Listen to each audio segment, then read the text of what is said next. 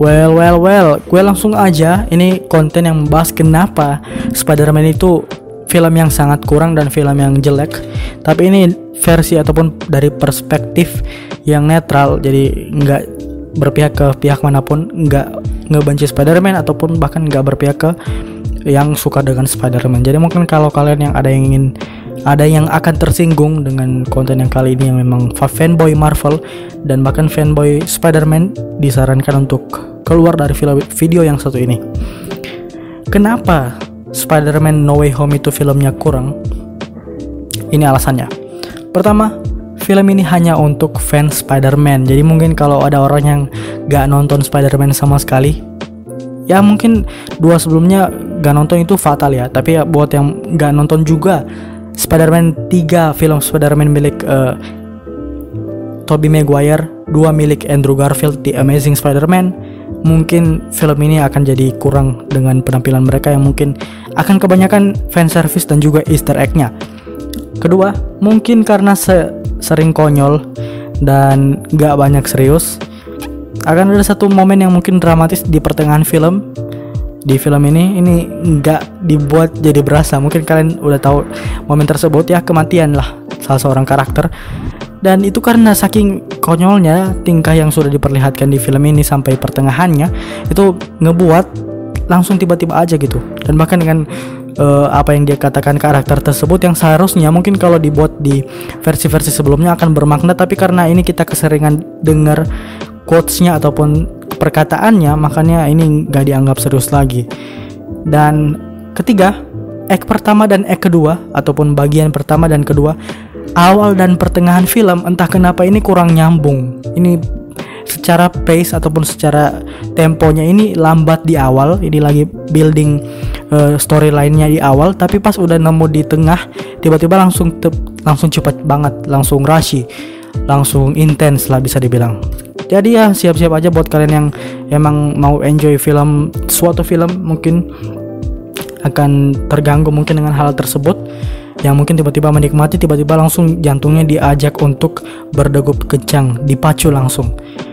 Selanjutnya, ini nggak jelas premis dari film ini.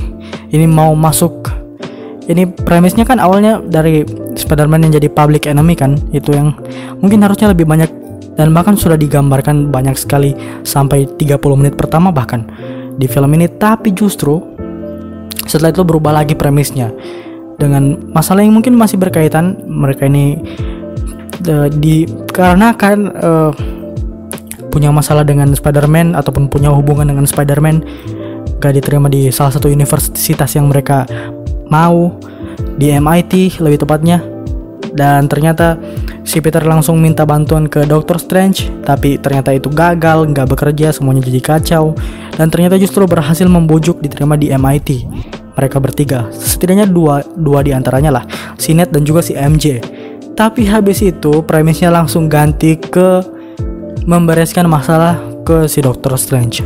Jadi premisnya ganti-ganti juga, nggak bisa berjalan beriringan. Dan terakhir, ini nggak ada tema tentang public enemy sama sekali yang membahayakan mungkin Spider-Man.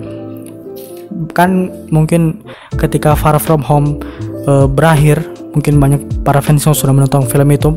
Setelah menonton film itu, setelah menonton, mungkin bakalan berekspektasi mungkin Peter ini akan diburu dengan musuh-musuh yang kuat, karena emang identitas aslinya sudah dibocorkan. Dan mungkin musuh-musuh yang pernah bermasalah dengan dia di masa lalu, sama kayak si Hawkeye mungkin lebih tepatnya, serial Hawkeye yang ngeburu dia karena mereka bermasalah dengan Ronin di masa lalu. Tapi ternyata di film ini nggak disorot sama sekali masalah tersebut.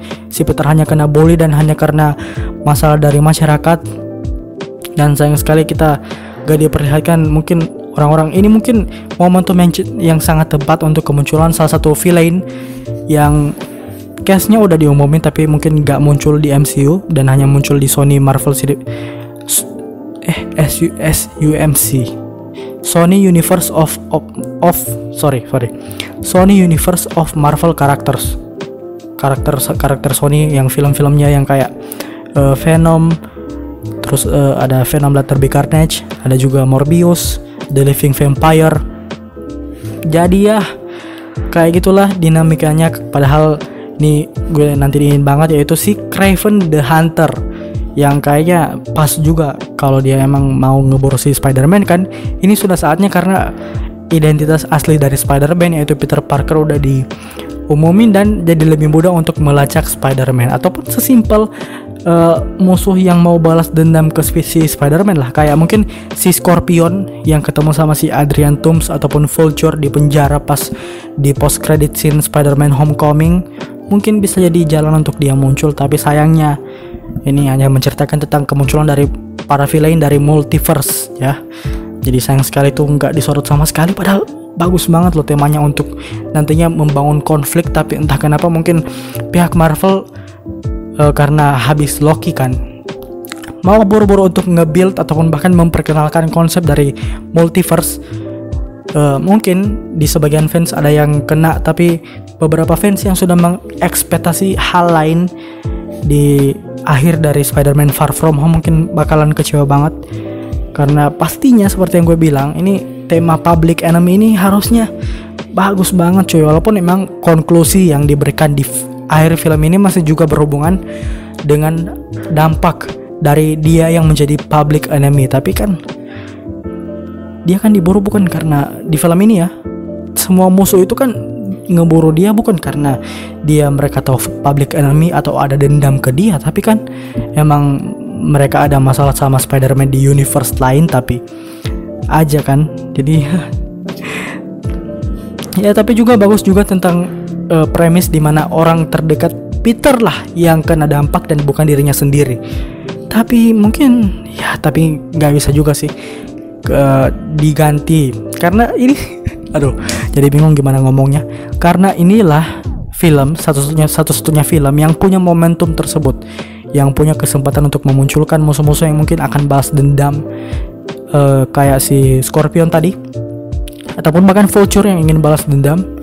Dan bisa juga musuh yang emang pure hanya untuk ngeburu Peter sebagai mungkin harga buronan di black market ataupun pasar gelap, pasar hitam pasar gelap lah, kayak si Kraven the Hunter.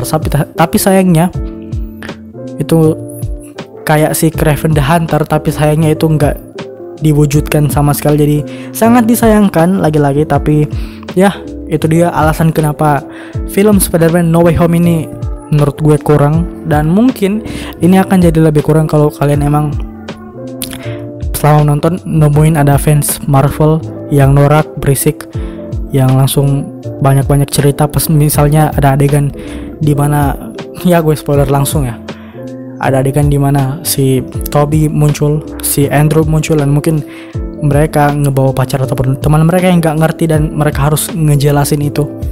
Mungkin itu akan sangat membuat experience, bukan film ini yang kurang tapi experience nontonnya yang kurang. Padahal kan film ini belum ada sih diumumin rencana untuk dirilis di Disney Plus setelah ini. Tapi ya mungkin itu harus diterima, kalian harus menerima nasib itu. Kalau emang ada yang cuma ingin nonton secara fun, karena emang dari dulu film Spider-Man itu dikenal sebagai film yang ramah untuk penonton yang non Marvel. Jadi mereka udah tahu dari film Spider-Man 1, 2, 3, Amazing Spider-Man 1, Amazing Spider-Man 2, Spider-Man Homecoming, Spider-Man Far From Home, Spider-Man No Way Home, penonton awam udah tahu kalau Spider-Man itu bersahabat dengan penonton yang non Marvel ataupun yang nggak gitu ngikutin Marvel. Tapi gue rasa bagi kalian yang emang nggak ngikutin Marvel sama sekali atau bahkan belum nonton sama sekali film Spider-Man yang gue bilang tadi, Spider-Man pertama, kedua, yang ketiga, Amazing Spider-Man 1, Amazing Spider-Man 2, ini experience-nya bakalan lebih kurang dari hal itu. Dan jangan nonton film ini sebelum kalian nonton film-film itu, terutama film MCU. Ya yang penting-penting lah mungkin gue akan catat, mungkin gue bisa katakan di sini sekarang ya. Yang kalian harus nonton di MCU itu mulai dari Spider-Man Homecoming, Far From Home, terus Avengers Infinity War, Avengers Endgame, ya terus itulah. Ya cuma itu. Jadi kalian coba bisa nonton itu. Good luck untuk kalian semua yang mungkin kena masalah dengan experience menonton Spider-Man, turut berduka cita. Tapi ya, ingatlah kalau film Spider-Man adalah perayaan dari 20 tahun perjalanan Spider-Man di sinema, terutama di dalam 3 pemeran yang memerankan karakter ini dalam 3 versi yang berbeda, yang mungkin kita harus rayakan bersama. Mungkin buat kalian yang emang jadi fanboy Marvel ataupun fanboy Spider-Man, thank you. Gue gak bermaksud untuk menghina sama sekali, ini hanya untuk pure apa yang gue rasakan. Dan gue rasa ini film yang bagus untuk sebagai fan service yang bahkan menurut gue melampaui Avengers Endgame dan bahkan The Dark Knight. Karena The Dark Knight obviously itu bukan fan service ya, karena memang semua yang fans inginkan diwujudkan di sini. Itu nggak ada lagi yang prank-prank namanya kayak Mysterio yang ngucapin multiverse, ternyata itu prank di film Spider-Man Far From Home. Tapi ini nyata, it's real. Apa yang mungkin kalian pernah dengar rumornya, karakter-karakter apa saja yang akan muncul kalian pernah dengar rumornya, it's real bro. Jadi nonton saja, kalian bakalan temuin itu asli atau enggak. Yang pasti Venom gak bakalan interaksi sama Spider-Man. Itu aja.